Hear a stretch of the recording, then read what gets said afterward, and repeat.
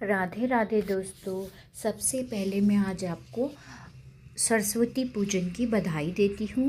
सभी को विद्या माता सबको विद्या दे, सब आप अच्छे से पूजन करें। आज मैं आपको माघ मास महात्म्य 20वां अध्याय सुनाने जा रही हूँ। ध्यानपूर्वक और भक्ति भाव से सुनिए। वेदनिधि कहने लगे कि महर्षि, धर्म को जल्द ही कहिए, क्योंकि श्राप की अग्नि बड़ी दुखकारक होती है।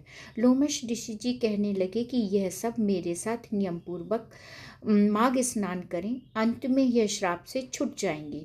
मेरा यह निश्चय है, तुम तीर्थ में माघ स्नान करने से शाप का फल नष्ट हो जाता है। 7 जन्मों के पाप तथा इस जन्म के पाप माघ में तीर्थ स्थान पर करने से नष्ट हो जाते हैं। इसके अलावा मेरी दृष्टि में इनकी मुक्ति का कोई अन्य मार्ग नहीं है। पाप तथा शाप की शांति माघ मास में तीर्थ पर जाकर स्नान करने से ही होती है। माघ स्नान के प्रभाव से 7 जन्मों तक के पाप भी नष्ट हो जाते हैं।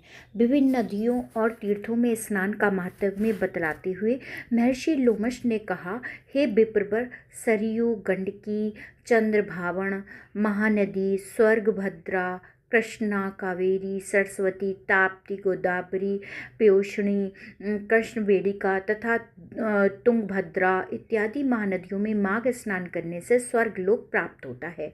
नैमिषारण्य में माघ स्नान करने से विष्णु भगवान का सानिध्य प्राप्त होता है। तीर्थराज पुष्कर में स्नान करने से ब्रह्म का इस समीप्य प्राप्त होता है। माघ स्नान का स्थान प्रभास क्षेत्र में रुद्रगण का पद प्राप्त होता है। कुरुक्षेत्र में माघ स्नान करने से स्वर्गलोक की प्राप्ति होती है। देव सरोवर में माघ स्नान करने से योग सिद्ध का फल मिलता है। देवकी में स्नान करने से मनुष्य को देव शरीर प्राप्त होता है। माघ का स्नान गोमती में करने पर पूर्व जन्म नहीं होता और मोक्ष प्राप्त होता है। महाकाल, ओमकेश्वर, अमरेश्वर, नीलकंठ, अबुर्द तथा हेमकुट में स्नान करने से ऐश्वर्य सहित रुद्रलोक प्राप्त होता है। प्रयाग में तो माघ मास में मात्र 3 दिन स्नान करने पर महापापी विमुक्त पा जाते हैं तथा देवलोक में देवताओं के समान सभी सुख प्राप्त करते हैं। हे वेदनिधि, एक समय ब्रह्मा जी ने समस्त तीर्थों, व्रतों, दानों, तपों तथा यज्ञों को एक पलड़े में तथा प्रयागराज के माघ स्नान फल को दूसरे पलड़े में रखकर तोला। तब माघ स्नान का पलड़ा ही भारी रहा, इसीलिए सर्वाधिक फलदायी जानना चाहिए।